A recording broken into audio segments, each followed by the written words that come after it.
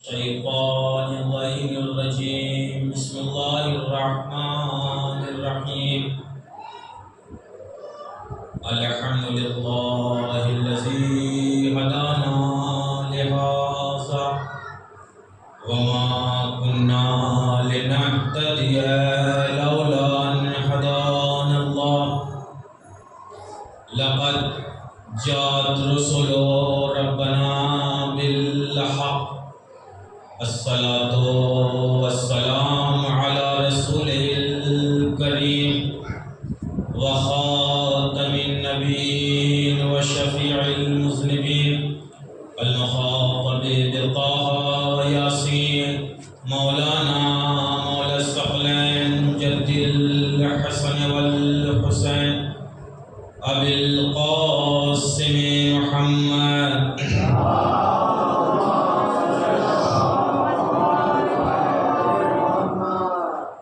وعلى أهل بيته الطيبين الطاهرين المعصومين المظلومين المنتخبين ولعنة الله على أعدائهم وغاصب حقوقهم ومنكر فضائلهم وشجاعتهم وولايتهم وعظمتهم وعطشهم أجمعين من الآن إلى قيام يوم الدين أما بعد فقد قال الله تبارك وتعالى في القرآن الحكيم وهو أصدق الصادقين وقوله الحق بسم الله الرحمن الرحيم إني جاعل في الأرض خليفة صلى الله عليه وسلم.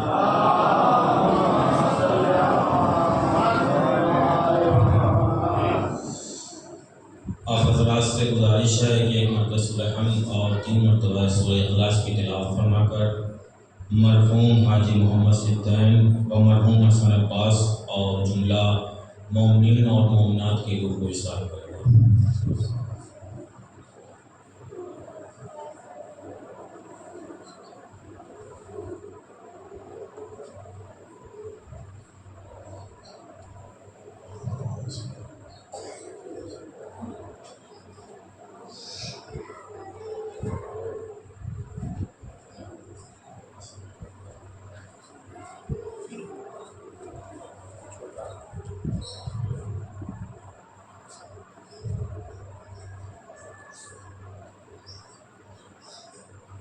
صلوات علی محمد وعلی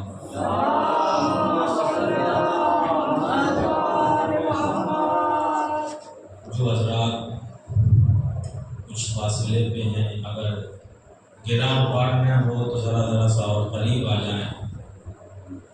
صلوات علی محمد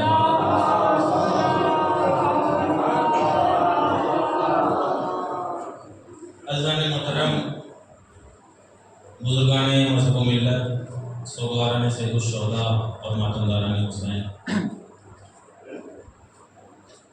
انشاءاللہ میں نے جس آیت مبارکہ کو سرنامہ سخن قرار دیا، اس آیت کے ضمن میں کچھ معروضات آپ حضرات کی خدمت میں عرض کرنے کی کوشش کروں گا.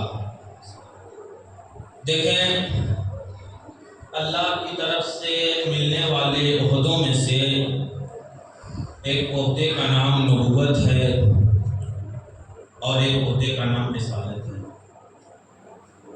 جب پروردگار عالم بغیر کسی واسطے بشر پہ کسی مقرب بندے، کسی منتخب شخص اور کسی برگزیدہ بندے کو جب کوئی پیغام یا خبر دیتا ہے تو اسے نبی کہا جاتا ہے.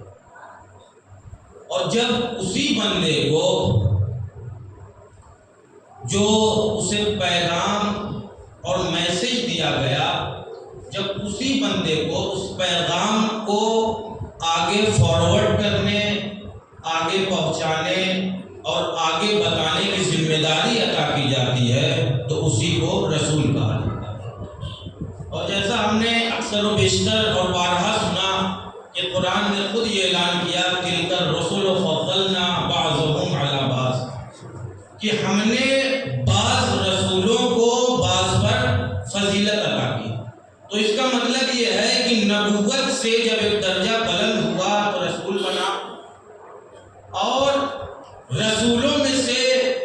مکتب کی کتابوں میں بھی پڑھایا جاتا ہے رسول کتنے 313، لیکن ان 313 رسولوں میں سے بڑے رسول اور اولو پیغمبر کتنے؟ صرف اور صرف 5۔ رسالت کی وہ آخری منزل کہ جس پہ پروردگار عالم نے ہمارے آخری نبی کو فائز کیا، مبعوث کیا، کس لیے؟ عالم بشریت کے لیے اور عالم انسانیت کی ہدایت کے لیے۔ میں نے جس آیت مبارکہ کی تلاوت کی تھی اسی آیت مبارکہ میں انشاءاللہ ذرا سا تمیری منزل ہے، امامت کے حوالے سے کچھ باتیں عرض کرنے کی آپ کے خدمت میں کوشش کروں گا۔ عجیب بات یہ ہے کہ ہمارا آخری پیغمبر جس کو اللہ نے رسالت کے عظیم منصب پہ فائز کیا کہ جو تمام رسولوں کا سردار، جو تمام انبیاء میں سب سے اعلیٰ، جو تمام انبیاء میں سب سے بلند، جو تمام انبیاء میں سب سے اونچا، جس کا مقام تمام انبیاء میں سب سے برتر۔ لیکن کمال یہ ہے کہ جب مسلمانوں نے اس رسول کی شان بیان کی تو مسلمانوں کو ہم جیسا لکھا اور یہ کہا کہ پیغمبر ختمی مرتبت ہمارے جیسے ہیں، ہم میں اور ان میں کوئی فرق نہیں ہے، یہ ہماری طرح کھاتے ہیں اور ہماری طرح پیتے ہیں، ہمارے اور ان کے درمیان کوئی فرق موجود نہیں ہے۔ عزیزان محترم، ذرا سا اگر آپ بیدار ہوں تو میں آپ کو ایک عجیب منزل کی طرف لے کے چلوں۔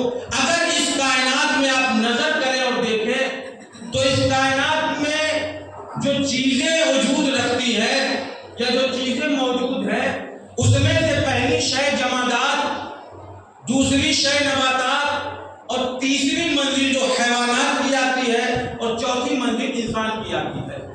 جمادات کسے کہتے ہیں؟ جمادات کہتے ہیں پتھروں کو جس میں جمود ہوتا ہے، جس میں جان نہیں ہوتی، جس میں رشد و نمو کی صلاحیت نہیں ہوتی، اسے جمادات کہا جاتا ہے۔ لیکن جب یہی جمادات ایک منزل انہوں نے ترقی کی تو یہ نباتات کہلائے، کیونکہ نباتات کے اندر کیا ہے؟ گروتھ کی صلاحیت ہوتی ہے، رشد و نمو کی قابلیت اور لیاقت ہوتی ہے۔ اور جب انہی نباتات نے ایک منزل اور طے کی تو حیوانات کا درجہ میں دیا گیا، کیونکہ حیوانات میں کیا ہے؟ چلنے پھرنے کی بھی صلاحیت ہے، کھانے پینے کی بھی صلاحیت ہے۔ لیکن یعنی جمادات سے ایک منزل اور ایک مرحلہ جب آگے آیا تو کیا کہلایا؟ نباتات کہلایا۔ جب نباتات سے ایک منزل آگے بڑھی تو حیوان کہلایا۔ لیکن حیوانوں سے جب ایک منزل آگے بڑھی اور جب انسان کو قوت عقل سے نوازا گیا تو اب حیوان سے بلند ہو کے کیا ہو گیا؟ انسان ہو گیا۔ تو کیا کہہ رہے ہیں کہ بھائی رسول ہم جیسے، رسول اور ہم میں کوئی فرق نہیں ہے، بس اتنا فرق ہے کہ رسول پہ وحی نازل ہوتی ہے اور ہم پہ کوئی وحی نازل نہیں ہوتی۔ تو بھائی ہم میں اور حیوانات میں کیا فرق ہے؟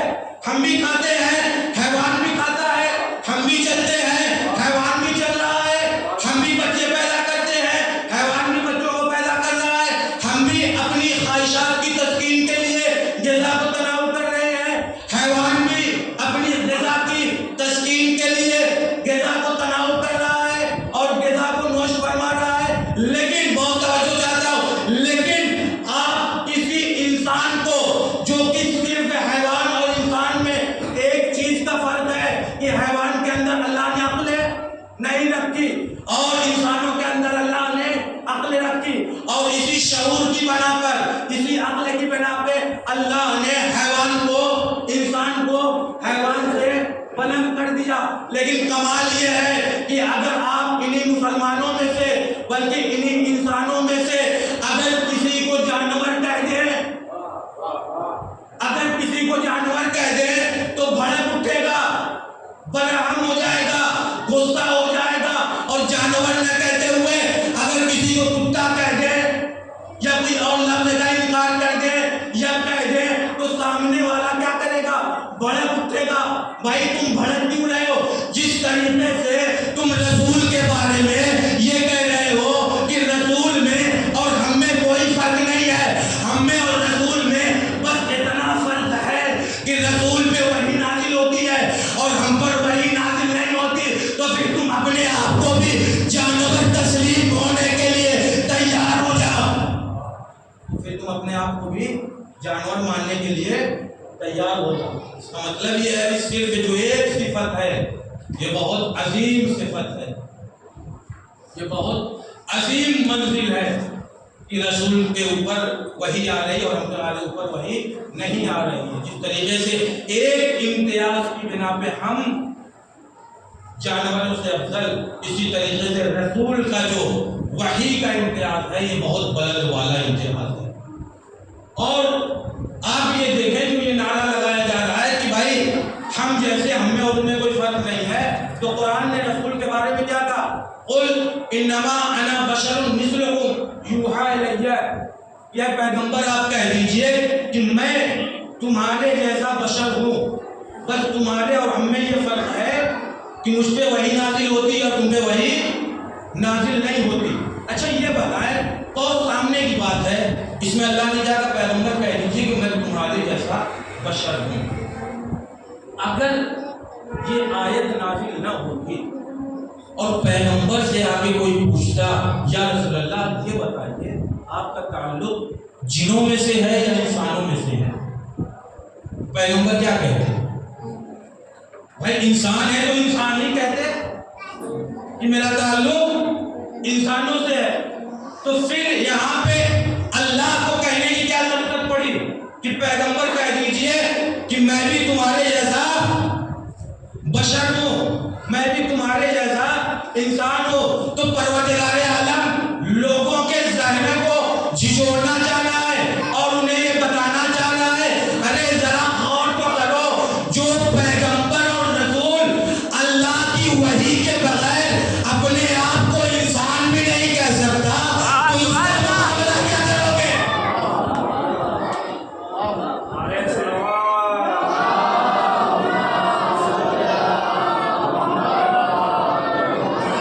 جو اپنے آپ کو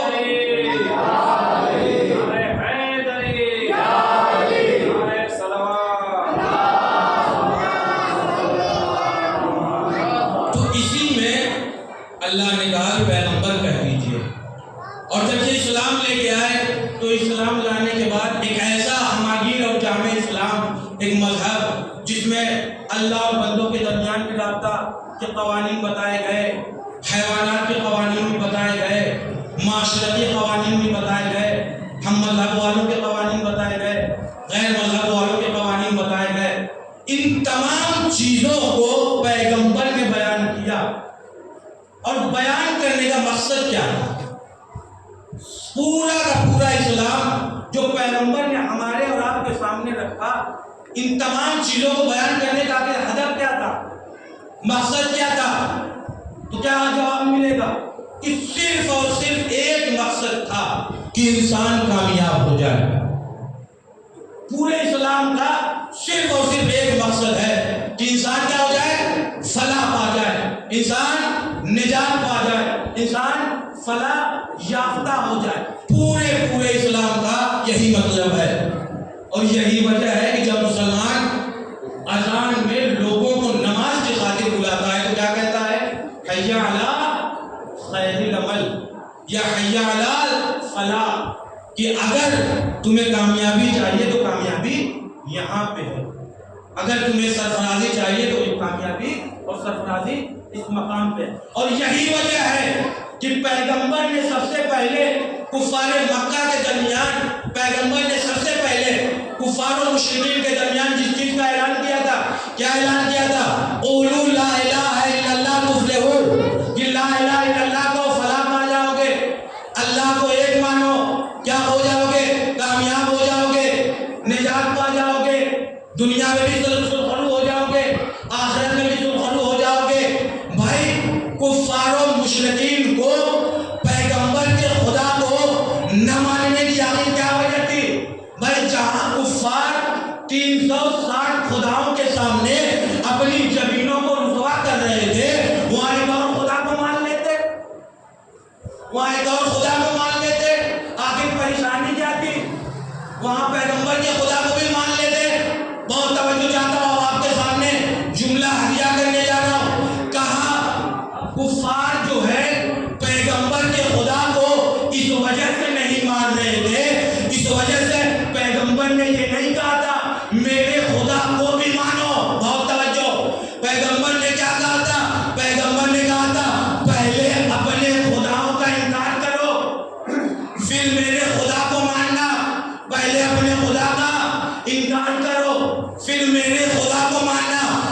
جملہ آپ کے سامنے ہدیہ کر رہا ہوں.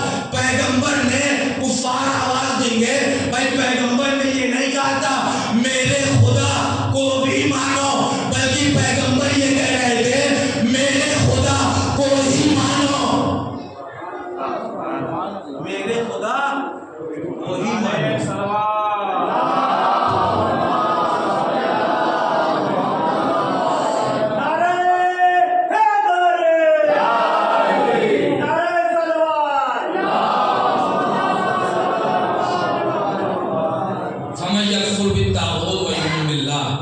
پہلے تاغوت کا انکار ہے، اس کے بعد سے ایمان بے خدا اللہ کے اوپر ایمان ہے. اس وجہ سے کہ اگر انسان اسلام نے یہ نہیں سکھایا کہ شیطان کو بھی مانو اللہ کو بھی مانو، پہلے تاغوت کا انکار کرو اس کے بعد اللہ کو مانو.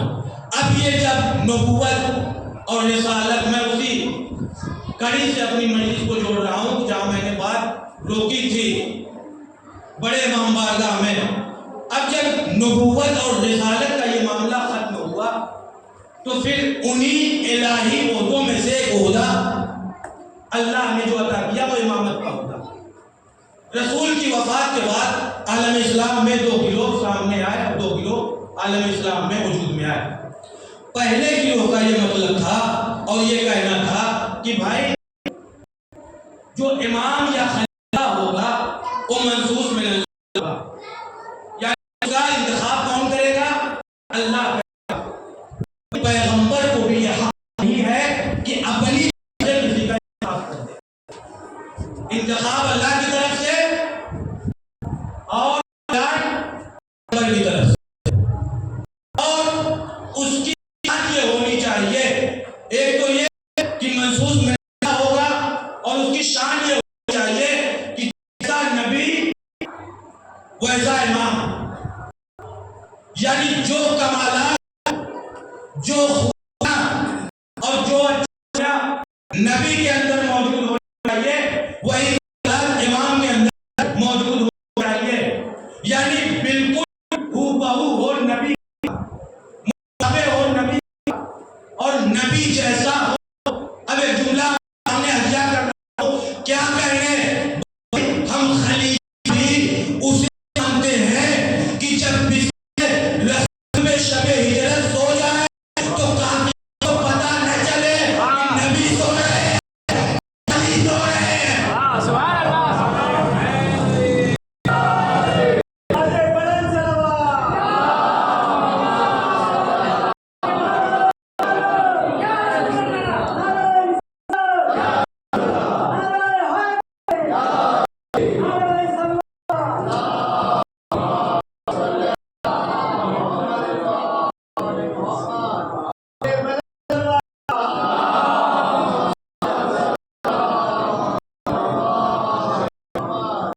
پتہ نہ چل سکے اتنے مشابہ کہ نبی سو رہے ہیں یا علی سو رہے ہیں. رسول نے جب کہا میرے بستر پہ سو جاؤ تو مولا نے کیا کہا یا رسول اللہ کیا میرے سونے سے آپ کی جان بچ جائے گی؟ کیا میرے سونے سے آپ کی جان بچ جائے گی؟ کہا ہاں علی تمہارے سونے سے میری جان بچ جائے گی. کوئی علی کا یہ پوچھنا اور پیغمبر کا یہ کہنا کہ یا علی تمہارے سونے سے میری جان بچ جائے گی، یہ لوگوں کو اشارہ تھا. رسول بتانا یہ چاہتے تھے کہ میری جان سونے سے بچے گی جانے سے نہیں بچے گی. سونے سے بچے گی ساتھ جانے سے نہیں بچے گی. اور ذرا سا غور کریں یہ بتائیے پیغمبر نے کیا کہا بستر پہ سو جائے. پیغمبر نے یہ نہیں کہا بستر پہ لیٹ جائے. لیٹنے اور سونے میں بڑا فرق ہے. لیٹنے اور سونے میں بڑا فرق ہے. اگر میں آپ سے کہوں کہ آپ ابھی سو جائیں کیا یہ ممکن ہے کہ آپ ابھی سو جائیں گے؟ نہیں. کیوں؟ آپ کا جواب ہوگا کہا مولانا نیند ایک ایسی چیز ہے کہ جس پہ انسان کا اختیار نہیں ہے، جس پہ انسان کا کنٹرول نہیں ہے. اگر آ رہی ہو تو کانٹوں پر کے بھی آ جاتی ہے، اور اگر نہ آ رہی ہو تو مخمل کے بستروں پہ بھی نہیں آتی۔ اور رسول کا جملہ تم یہ یا علی سو جاؤ، یہ نہیں کہا یا علی لیٹ جاؤ، بلکہ کہا سو جاؤ، اور نیند پر کسی کا اختیار نہیں ہے۔ اور پیغمبر علی کو حکم دے اے علی سو جاؤ، یہ یہ نہیں کہا کہ لیٹ جاؤ بلکہ سو جاؤ۔ اور معاملہ ایسا ہے کہ انسان کا کنٹرول نہیں ہے، اگر آ رہی ہو تو کہیں پر بھی آ جاتی ہے، اور اگر نہ آ رہی ہو تو خواب تراہوں سے بھی نیند نہیں آتی۔ تو ایک جملہ جو آپ کو سماعتوں نظر کر رہا ہوں وہ یہ ہے، علی اس ذات کا نام ہے جو غیر اختیاری عمل میں بھی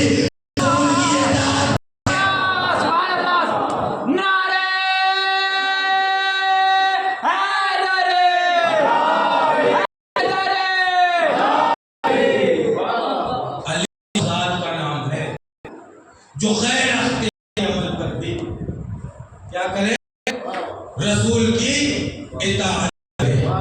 تو میں نے اس آیت مبارکہ کی تلاوت کی تھی، انی جاعل فی الارض خلیفہ، میں زمین پہ خلیفہ بنانے والا ہوں۔ کون خلیفہ بنانے والا ہے؟ اللہ کہہ رہا ہے میں خلیفہ بنانے والا ہوں۔ قسم خدا کی، کسی بھی کتاب کو اٹھا کے دیکھ لیجئے یا تاریخ اٹھا کے دیکھ لیجئے، شیطان نے جب پروردگار عالم نے کہا کہ بھائی تو نے آدم کو سجدہ کیوں نہیں کیا، تو نے آدم کو سجدہ کیوں نہیں کیا، تو شیطان نے یہ تو کہا یا اللہ پروردگارا تو نے مجھے آگ سے بنایا، آدم کو مٹی سے بنایا، آگ مٹی سے افضل ہوتی ہے، آگ مٹی سے بلند ہوتی ہے، آگ مٹی سے برتر ہوتی ہے۔ تو شیطان نے خلافت آدم سے تو انکار کیا، بہت توجہ، آدم کو شیطان نے خلافت آدم سے انکار کیا، لیکن اس نے یہ نہیں کہا، کسی تاریخ میں آپ کو یہ نہیں ملے گا شیطان نے کہا خلافت میرا ہے۔ یہ تو کہا شیطان نے میں آدم کو سجدہ نہیں کروں گا، لیکن یہ کہا خلافت میرا حق ہے۔ تو شیطان نے، بہت توجہ، شیطان نے اپنی افضلیت کا تو دعویٰ کیا کہ میں آدم سے افضل، لیکن یہ نہیں کہا کہ خلیفہ مجھے ہونا چاہیے، خلافت کا منصب ملنا چاہیے یا مجھے عطا کرنا چاہیے۔ تو ایک جملہ جو پھر آپ کی خدمت میں نظر آتا ہو، بھائی شیطان ہونے کے باوجود یہ جانتا تھا کہ خلافت کا دعویٰ صرف کرنے سے نہیں ملتا، بلکہ خلیفہ وہ ہوتا ہے جسے اللہ بنائے۔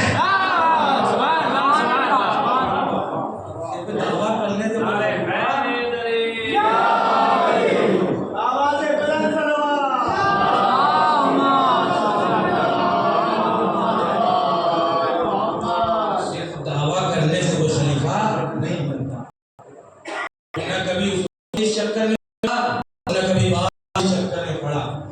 انکار تو کیا کہ اپنی افضلیت کا اعلان تو کیا، لیکن کبھی یہ نہیں کہا خلافت میرا حق ہے۔ جناب آدم کو خلیفہ کس بنیاد پہ بنایا گیا؟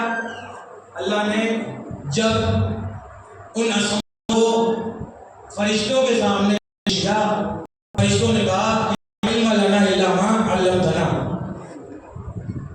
اللہ ہمیں بس اتنا ہی پتا جتنا تم نے ہمیں سکھایا۔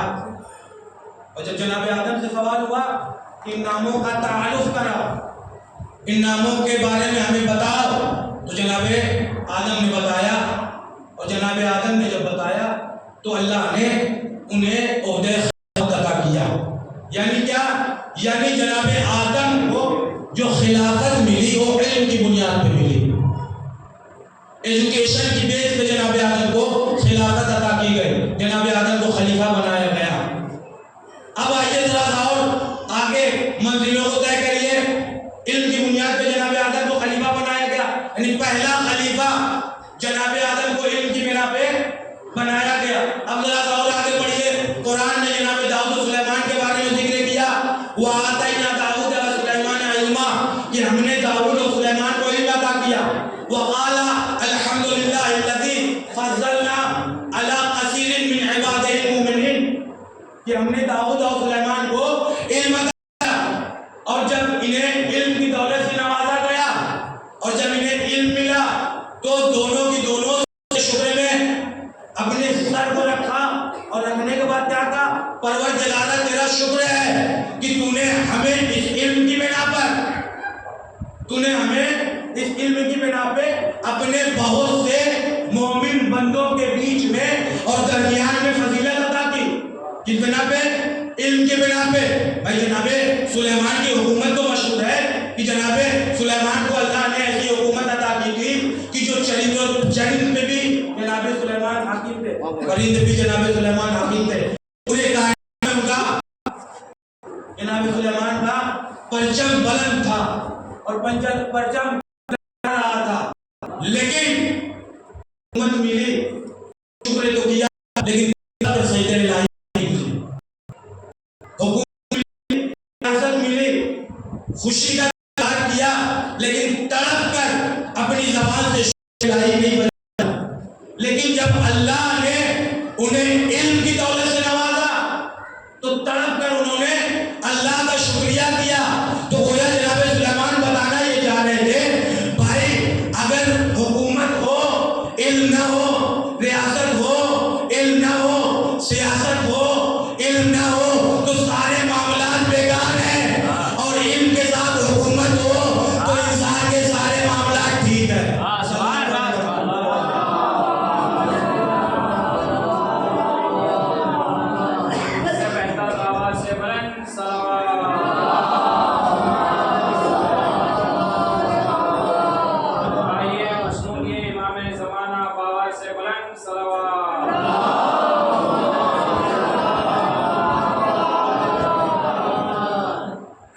اور کیا کہنا ہے, اسی علم کی بنا پہ جناب آدم کو بھی خلیفہ بنایا گیا اور یہ سنت پروردگار چلتی رہی اور چلتے چلتے یہ معاملہ آگے تک پہنچا.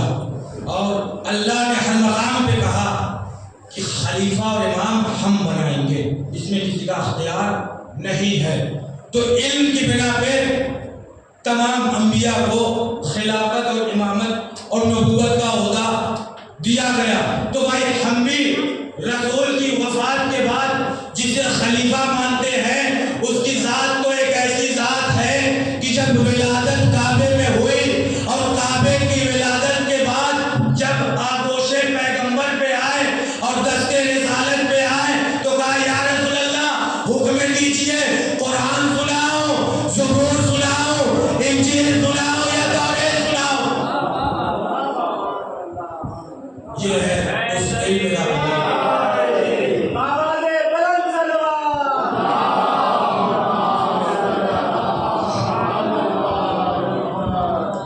ارسطو علم کی بنیاد. ارسطو بہت بڑا عالم اور فلسفی تاریخ میں گزرا کہ جس کا فلسفہ بہت ہی مشہور و معروف تھا. اس نے نظریہ قائم کیا اور قائم کرنے کے بعد اس نے کہا کہ ایک وقت میں ایک انسان کے اندر دو صفتیں جمع نہیں ہو سکتی 100%. 100% کا ایک انسان ایک وقت میں 100% اگر عالم ہے تو 100% بہادر نہیں ہو سکتا. اگر 100% بہادر ہے تو 100% عالم نہیں ہو سکتا. اس نے مثال دی یہ دو صفتیں اور یہ دو کمال ایسے ہیں کہ گویا یہ سمجھیے کہ جس طریقے سے ایک گلاس میں ایک ساتھ بنا کسی رکاوٹ کے آگ اور پانی اکٹھے نہیں ہو سکتے, اسی طریقے سے ایک انسان کے اندر 100% یہ دو کمال جمع نہیں ہو سکتے. یعنی اگر وہ 100% عالم ہے تو 100% بہادر نہیں ہو سکتا, یا اگر 100% بہادر ہے تو 100% عالم نہیں ہو سکتا.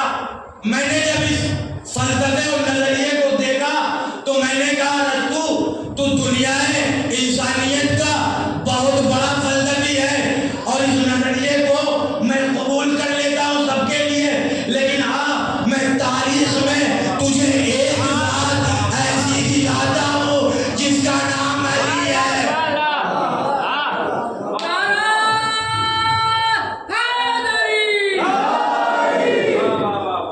کہ جس کا نام علی ہے کہ جب منبر پہ بیٹھے تو سلونی کے دعوے کرے اور جب میدان میں اترے تو فرشتہ لا فتح الا علی لا سیف الا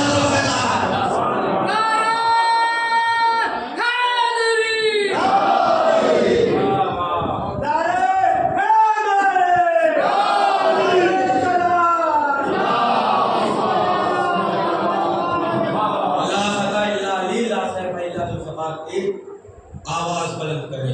علم جناب آدم کی خلافت کا مصداق بنا. اب آئیے ہم جسے تسلیم کرتے ہیں ذرا سا اس کے علم کو بھی دیکھیں. پروردگار عالم قرآن میں ارشاد فرما رہا ہے وَيَقُولُ الَّذِينَ كَفَرُوا لَسْتَ مُرْسَلًا قُلْ كَفَى بِاللَّهِ شَهِيدًا بَيْنِي وَبَيْنَكُمْ وَمَنْ عِندَهُ عِلْمُ الْكِتَابِ. کہ وَيَقُولُ الَّذِينَ كَفَرُوا، اور وہ لوگ جنہوں نے کفر اختیار کیا ہے پیغمبر کو کہتے ہیں لست مرسلا کہ تو رسول نہیں ہے. قل کفی باللہ شہیدا بینی و بینکم، ان کافروں سے کہہ دو اے رسول تمہارے اور میرے درمیان تمہاری رسالت کی گواہی کے لیے اللہ کافی ہے. ومن عندہ علم الکتاب، اور وہ کافی ہے جس کے پاس پورے کتاب کا علم ہے. تو بھائی رسالت محمد کا گواہ کون؟ کہا 2 سال. پہلی ذات کے بارے میں کہا اللہ کافی، اور دوسرے کے بارے میں کہا اے رسول آپ کی رسالت کے لیے وہ کافی جس کے پاس کلے کتاب کا علم. تو کیا کہا؟ کفا باللہ اللہ کافی.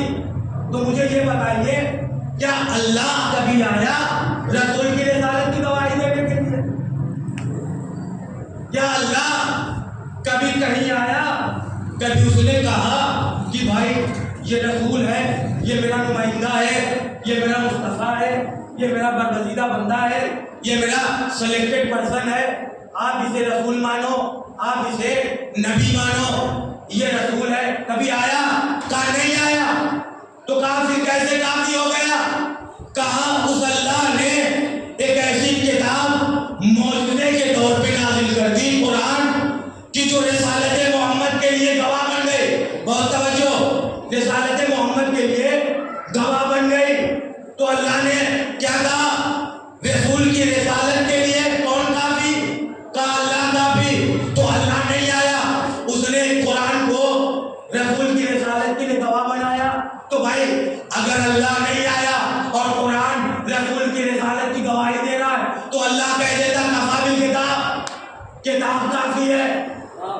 بہت توجہ، اللہ کہہ دیتا کہ کتاب کافی ہے تو اللہ کو یہ کہنے کی کیا ضرورت پڑی؟ کفا باللہ اللہ کافی ہے. تو عجب نہیں اللہ آواز دے میں سب کچھ کہوں گا لیکن کتاب کو کافی نہیں کہوں گا.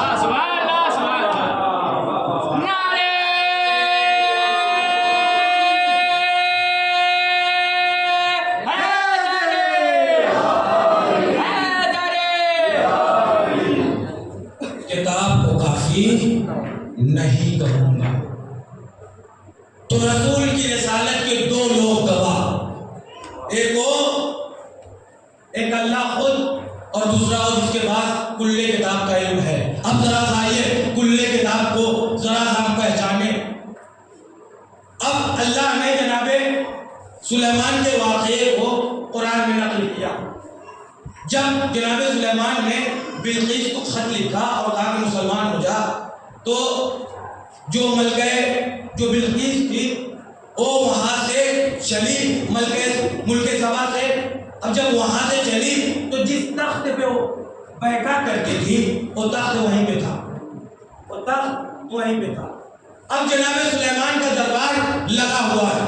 تو جناب سلیمان نے اپنے درباریوں سے کہا، میں نے کیا کہا؟ جناب سلیمان کو اللہ نے جو حکومت دی تھی اور جناتوں پہ بھی تھا، حکومت قائم تھی، انسانوں کے اوپر بھی حکومت قائم تھی، اور پورے کائنات پہ ان کی حکومت قائم تھی۔ تو اللہ جناب سلیمان نے اپنے درباریوں سے کہا کون ہے جو اس کتاب کو اور اس تخت کو میرے دربار میں لائے؟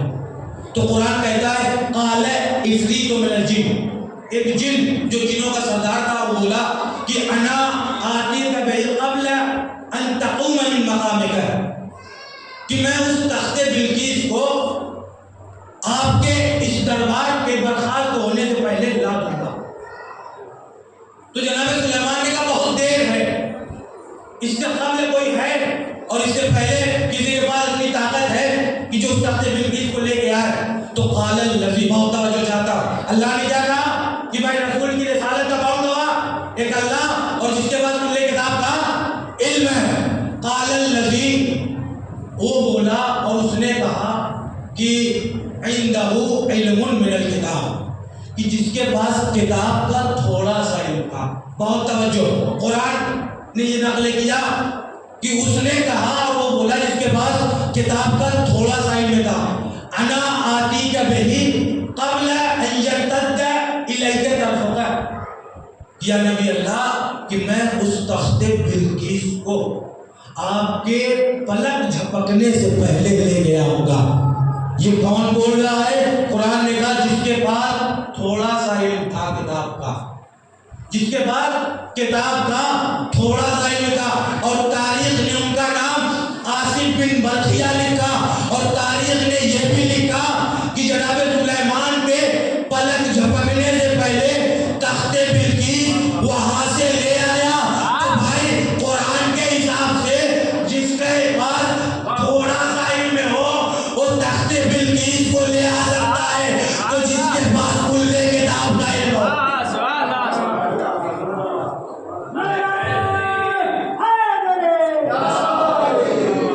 تو جس کے پاس کل کتاب کا علم ہو اس کی عظمت کیا ہوگی اور اس کا مقام کیا ہوگا۔ اور یہی وجہ ہے کہ ایک امام کا، بس آخری جو چند باتیں آپ سن لیں، یہی وجہ ہے کہ امام کا چاہنے والا امام کی خدمت میں آیا، کہا مولا میں آپ کی زیارت کے لیے آیا تھا، کہا بہت اچھی بات ہے، کہا مولا دل میں ایک خلیش ہے اور میں چاہتا ہوں کہ خلیش میرے دل سے نکل جائے، اور ایک سوال ہے جو کانٹوں کی طریقے سے چبھ رہا ہے، ذرا صاحب اس کا جواب عنایت فرماتے۔ کہا کہ بتاؤ تمہارے سوال کا کیا جواب ہے؟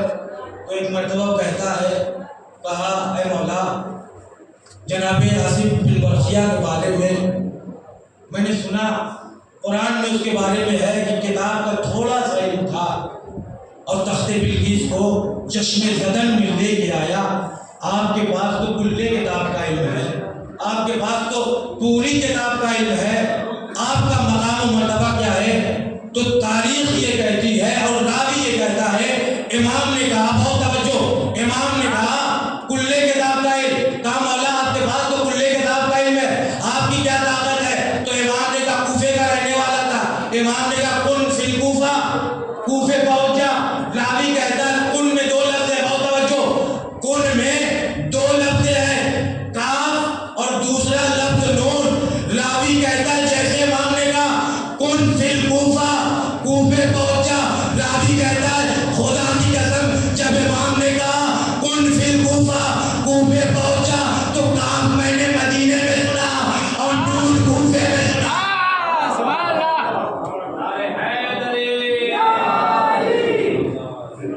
کہا خدا کی قسم کاف میں نے مدینے میں سنا اور نون کوفے میں سنا۔ اور یہی وجہ ہے کہ کل کتاب کا علم، یہی وجہ ہے، بس ایک دو باتیں اور سن لیں کہ علی ممبر کوفہ پہ تشریف فرما ہے، اور تشریف فرما ہونے کے بعد ایک مرتبہ ایک شخص کھڑا ہوتا ہے اور کھڑا ہونے کے بعد پوچھتا ہے یا علی آپ کی سب سے بڑی فضیلت کون سی ہے؟ سب سے بڑی کوالٹی اور خوبی اور صفت آپ کی کیا ہے؟ اگر جتنے افراد بھی یہاں بیٹھے ہوئے ہیں، اگر میں آپ میں سے کسی سے پوچھوں کہ آپ کی سب سے بڑی فضیلت کیا ہے، تو اگرچہ کہ ہم جیسے گناہگار اور خطاکار انسان ہیں، کچھ صفات ہمارے اندر موجود ہوں گے، لیکن ان صفات کے بیچ میں سے سب سے بڑی خوبی کو سلیکٹ کرنا اور سب سے بڑی صفت کا انتخاب کرنا چند دقیقے تو لگ ہی جائیں گے آپ کو سوچنے پر کہ میری سب سے بڑی خوبی یہ ہے۔ اور بقول ابن عباس کہ مولا علی کے بارے میں 23,000 حدیثیں پیغمبر نے بیان کی تھی۔ تو بھائی فطری بات یہ ہے کہ جب ہم اور آپ سے ایک دوسرے سے پوچھیں سب سے بڑی فضیلت کون ہے تو آدمی کو چند لمحات تو لگ ہی جائے گا، تو اتنی ساری فضیلت علی کے بارے میں۔ لیکن جیسے ہی راوی نے سوال کیا یا علی آپ کی سب سے بڑی فضیلت کیا ہے، آپ کی سب سے بڑی کوالٹی اور صفت کیا ہے، تو علی نے تحمل نہیں کیا، علی نے سوچا نہیں، علی نے فکر نہیں کیا، علی نے ٹائم نہیں لگایا، مسکرائے۔ لیکن مسکرانے کے بعد یہ نہیں کہا کہ جنگوں کا فاتح ہونا سب سے بڑی فضیلت ہے، مسکرا کے یہ نہیں کہا کہ کعبے میں پیدا ہونا میری سب سے بڑی فضیلت ہے، مسکرا کے یہ نہیں کہا خیبر کا فاتح ہونا سب سے بڑی فضیلت ہے۔ حالانکہ کعبے میں پیدا ہونا کوئی معمولی بات نہیں ہے، خیبر کا فتح کرنا کوئی معمولی چیز نہیں ہے، جنگوں کا فاتح ہونا کوئی معمولی شے نہیں ہے۔ لیکن جیسے ہی راوی نے پوچھا یا علی آپ کی سب سے بڑی فضیلت کیا ہے، علی مسکرائے۔ مسکرانے کے بعد اسی آیت کی تلاوت کی وَيَقُولُ الَّذِينَ كَفَرُوا لَسْتَمُوا الصَّلَاةَ قُلْ كَفَىٰ بِاللَّهِ شَهِيدًا بَيْنِي وَبَيْنَكُمْ وَمَنْ عِندَهُ عِلْمُ الْكِتَابِ۔ علی کہتے ہیں میری سب سے بڑی فضیلت یہ ہے کہ اس ذات نے مجھے رسالت محمد میں شریک کیا جو خود لا شریک ہے۔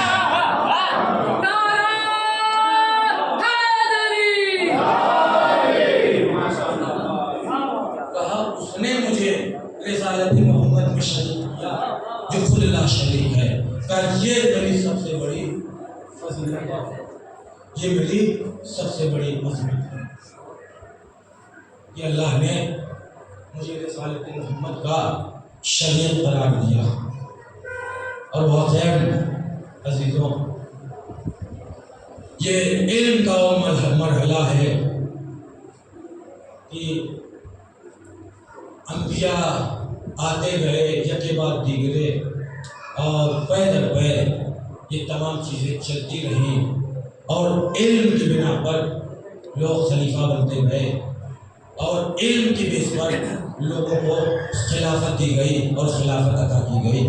پھر ایک اور واقعہ سن لیں، اس کے بعد میں آپ کی زحمت تمام کر دوں گا۔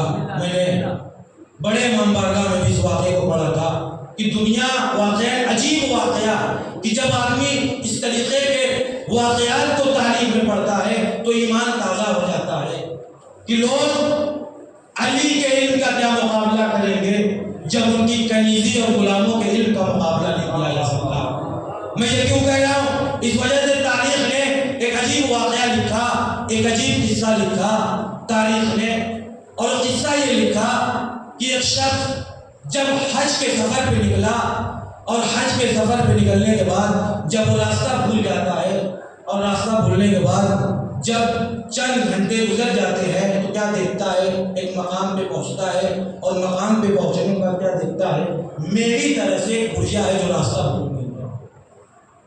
اس بڑھیا کے پاس آیا، اور پاس آنے کے بعد اس بڑھیا کو مخاطب کیا، اور مخاطب کرنے کے بعد کہا کہ تو کون ہے؟ تو بڑھیا نے کہا قل سلام فسوف یعلمون، پہلے سلام کرو ان قریب جان جاؤ گے۔ کہا میں نے سلام کیا، اس نے جواب سلام دیا۔ کہا پھر میں نے دوسرا سوال اس سے یہ کیا کہ اس جنگل اور بیابان میں کیا کر رہی ہو؟ اس نے پھر قرآن پڑھا فمن یہدی من اضل اللہ، کہ جسے اللہ گمراہی میں چھوڑ دے اسے کون راہ ہدایت میں لا سکتا ہے۔ پھر میں نے اسے تیسرا سوال کیا یہ بتا تو جنوں میں سے ہے یا تیرا تعلق انسانوں سے ہے؟ تو پھر اس نے قرآن پڑھا یا بنی آدم خذوا زینتکم عند کل مسجد، یا بنی آدم اے انسانوں جب تم نماز اور عبادت کے لیے کھڑے ہو اور مسجد میں جاؤ تو ذرا سا اپنے آپ کو آراستہ کر لو اور سجا لو۔ اس کے بعد میں نے چوتھا سوال کیا یہ بتا تو آ کہاں سے رہی ہے؟ تو اس نے پھر قرآن پڑھا اولئک ینادون من مکان بعید، کہ لوگ بہت دور سے پکارے جا رہے ہیں اور بلائے جا رہے ہیں۔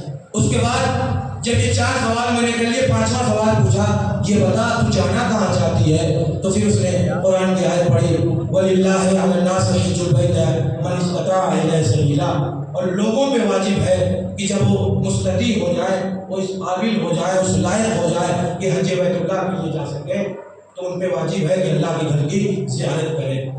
پھر میں نے اسے سوال کیا یہ بتا تجھے قافلے سے جدا ہوئے کتنے روز ہو گئے؟ تو پھر اس نے قرآن کی آیت پڑھے کہ وَلَقَدْ خَلَقْنَا السَّمَاوَاتَ وَالْأَرْضَ وَمَا بَيْنَهُمَا فِي 6 أَيَّامٍ، کہ ہم نے یہ زمین و آسمان جو بنائے ہیں یہ 6 دنوں میں بنائے ہیں۔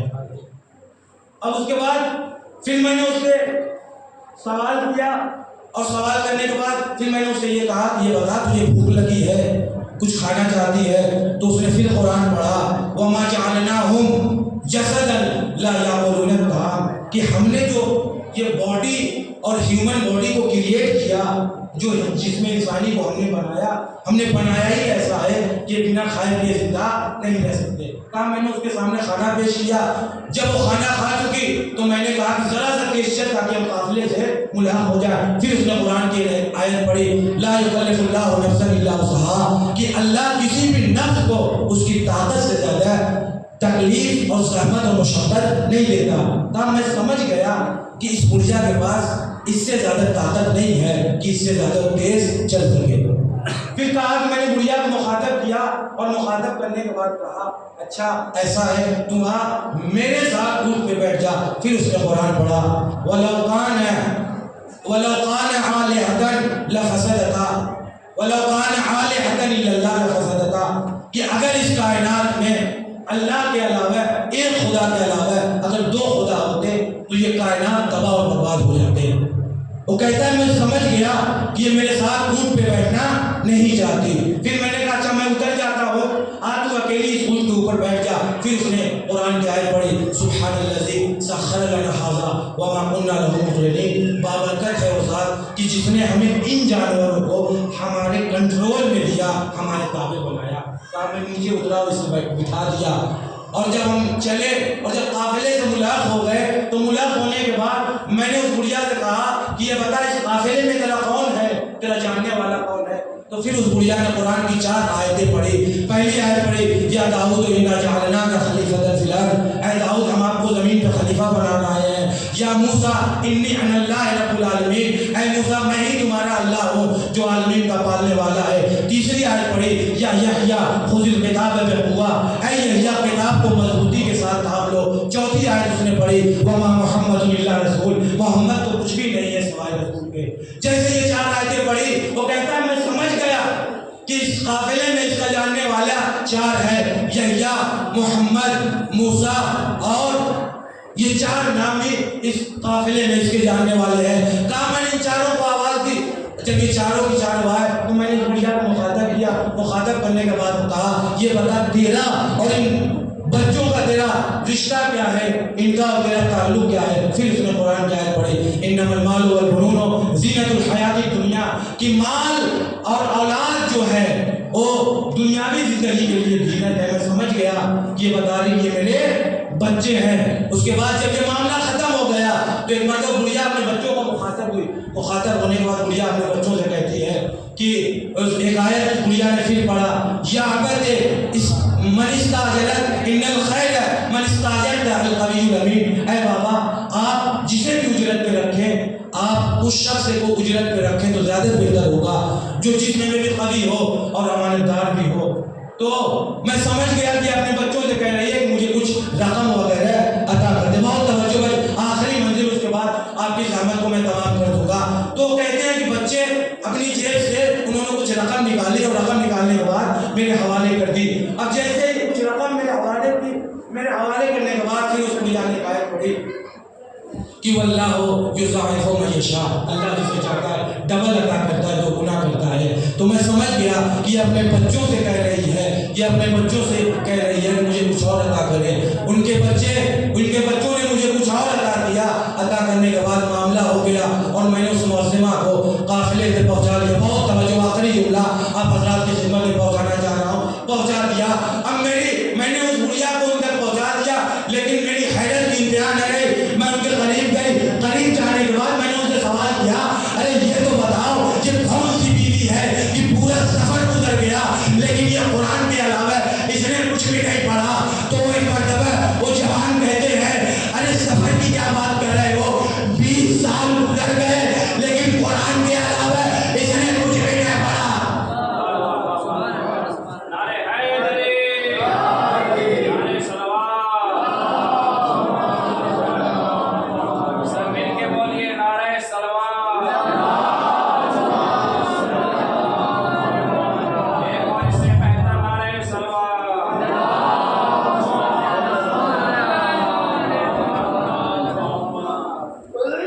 20 سال ہو گئے اس نے قرآن کے علاوہ کچھ پڑھا ہی نہیں۔ ایک مرتبہ پھر کہتا تجھے معلوم نہیں ہے، ارے یہ جو سفر میں تیرے ساتھ تیرے سوالات کے جواب میں مسلسل قرآنی آیات کی تلاوت کر رہی ہے، یہ کوئی اور نہیں ہے، یہ علی و زہرا کی کنیز حصہ ہے۔ نہیں ہے کہا یہ کوئی اور نہیں ہے، یہ علی و زہرا کی کنیز حصہ ہے۔ تو جب غلاموں اور کنیزوں کا یہ عالم ہے تو آقاؤں کا کیا عالم ہوگا؟ بس عزیزوں، اور یہی وجہ ہے یہ علم چونکہ میراث تھی اور منتقل ہوتے ہوتے جس طریقے سے ایک نبی کے بعد دوسرے نبی کے اندر یہ میراث منتقل ہوتی رہی، اسی طریقے سے ایک امام کے بعد دوسرے امام تک یہ میراث منتقل ہوتی رہی۔ اور کیا کیسی میراث، بس ایک دو جملے اور سن لیں، کیسی میراث واقعاً بس یہ میراث کا ہی نتیجہ تھا کہ جب امام سجاد نے، بس آخری جملہ پیش کر رہا ہوں، یہی ضرورت مسائل، یہ علمی میراث تھی کہ امام سجاد نے دشمنوں کے بیچ میں خطبہ دیا تھا، یہ علمی میراث تھی کہ جس خطبے نے شام میں انقلاب برپا کر دیا تھا، اور امام نے کہا تھا بھائی بولنا تو ہمیں آتا ہے، فصاحت ہمیں آتی ہے، علم ہمارے گھر کی میراث ہے۔ اور کیسی میراث جو اہل بیت علیہ السلام کو ملی لیکن دنیا نے انہیں قدر نہ کی۔ اللہ اکبر، یہی وجہ ہے کہ معصوم کا فرمان ہے کہ جتنی فضیلت میں آیات قرآنی اور حدیث ہمارے تعلق سے وارد ہوئی ہے، اس کے بعد اس قدر ہم پہ ظلم ہوا، اگر اتنی فضیلتیں ہمارے بارے میں نہ آتی تو اس انتہا تک ہم پر ظلم نہ ہوتا۔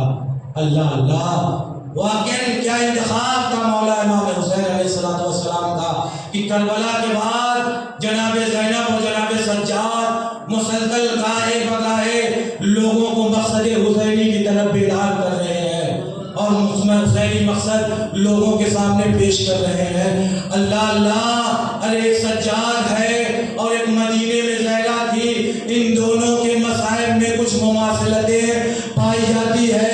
تاریخ یہ کہتی ہے رسول کی وفات کے بعد فاطمہ کا روز کا طریقہ یہ تھا کہ فاطمہ قبر پیغمبر پہ آتی تھی، حسن و حسین ساتھ ہوتے تھے، قبر پیغمبر پہ آنے کے بعد عصا کا سہارا لیے ہوئے آتی تھی، آنے کے بعد قبر پیغمبر پہ گریا کرتی تھی، گریا کرنے کے بعد پڑھتی تھی صبت علیہ مصائب لونا صبت علیہ نسین علیہ، بابا تمہارے بعد ہم پہ مصیبت کے ایسے پہاڑ ٹوٹے گئے توڑے گئے کہ اگر دن کے اجالے پہ پڑھتے تو سیاہ رات میں تبدیل ہو جاتے۔ تاریخ کہتی ہے عصا کے سہارے، میں کہوں گا یہ تاریخ ارے کیا لکھ رہی ہے؟ ارے کیا فاطمہ کا سن 70 سال کا تھا؟ کیا فاطمہ کا سن 80 سال کا تھا؟ کہا فاطمہ کا سن 18 سال کا تھا۔ میں کہوں گا 18 سال میں فاطمہ ضعیفہ کیسے ہو گئی؟ تو عجب نہیں، فاطمہ آواز دے کہ ارے محسن کی شہادت نے مجھے ضعیف کر دیا، ارے دروازے کے جلنے نے مجھے ضعیف کر دیا، ارے پہلو پہ گھوڑوں نے مجھے ضعیف کر دیا۔ ایک یہ ضعیفہ ہے اور ایک آؤ ذرا سجاد کو دیکھو، جب یہ قافلہ لٹ کے مدینے آیا اور بشیر نے آواز بلند کی، اے مدینے والو، مدینہ رہنے کے قابل نہ رہا، ارے فاطمہ کا گھر اجڑ گیا، زہرا کا لال مارا گیا۔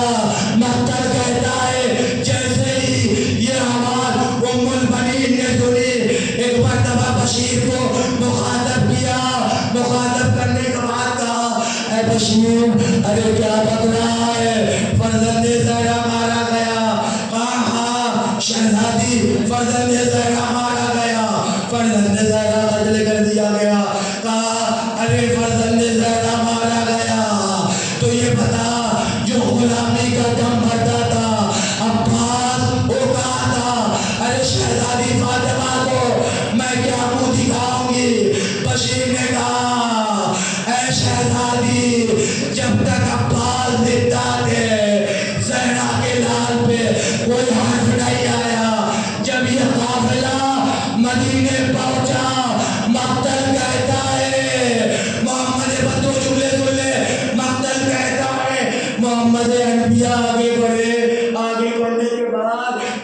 کے پاس جا کے پوچھ رہے ہیں کہ تم بتاؤ کہ میرا بھتیجا سجاد کہاں ہے، میرا بھتیجا سجاد کہاں ہے۔ جب سجاد نظر نہیں آیا، ایک مرتبہ محمد حنفیہ آگے بڑھے، آگے بڑھنے کے بعد کیا دیکھا، ایک ضعیف شخص ہے جو کھڑا ہوا ہے۔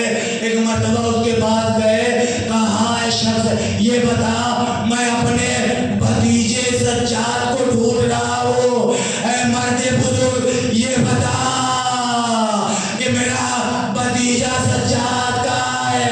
ایک مرتبہ سجاد تڑپ گئے، کہا انا علی بن حسین، اے چچا میں ہی آپ کا بھتیجا سجاد ہوں۔ میں نے کہا اے مولا سجاد، ارے کون سے مصائب پڑے جو آپ جوانی میں ضعیف ہو گئے؟ تو سجاد کا سوائے ایک جملے کے اور کوئی جواب نہ آئے گا، الشام الشام الشام۔ ارے سجاد کو کربلا نے بوڑھا نہیں کیا، سجاد کو شام نے بوڑھا کر دیا۔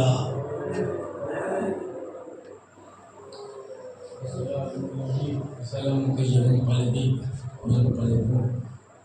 آپ حضرات سے گزارش ہے یہ سورہ حمد اور 3 مرتبہ سورہ اخلاص کی تلاوت فرما کے مرحوم حاجی محمد سلطان و مرحوم حسن عباس اور جملہ مومنین و مومنات کی روح کو احسان کریں۔